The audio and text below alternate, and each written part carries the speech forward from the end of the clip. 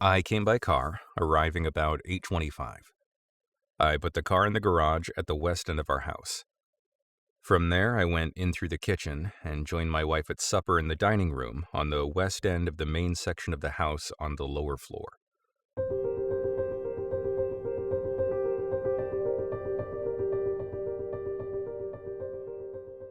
We left supper about approximately 9 o'clock, went from there into the room adjoining the dining room, which we call the living room of the house on the lower floor.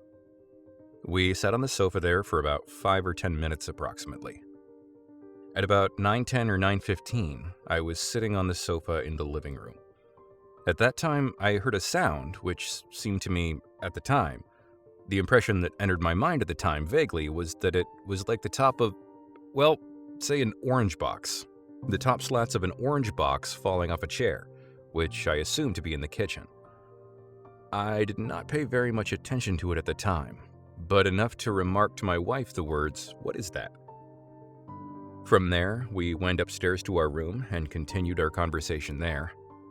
I then went into the bathroom, took a bath, came downstairs, went into the library, which is on the east end of the main part of the lower floor of the house, sat at a desk, and began reading. I was sitting beside the window. The window was open, or rather, the window was closed, but the shutters were open.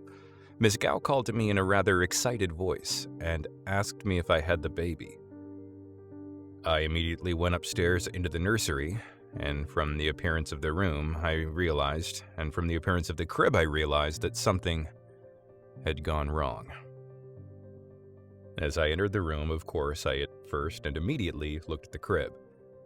The bed clothing in the crib was in such a condition that I felt it was impossible for the baby to have gotten out himself. I knew that neither my wife nor Miss Gow had taken him because Miss Gow had asked me if I had him and my wife was upstairs. The bed clothing was standing stiffly enough so that the opening where the baby had been was still there. The clothing had not collapsed. I had found a note unopened on the windowsill on the southeast corner of the room on the window facing east.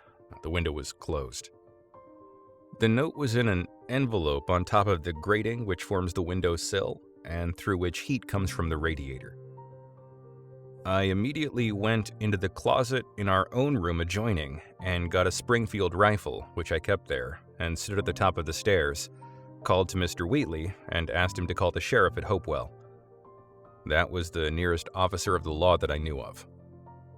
As soon as I found that his telephone call had gone through so that the wires were not cut, which I had expected, as soon as he received an answer from the sheriff so that I knew that he was coming, I went outside on the road north of the house.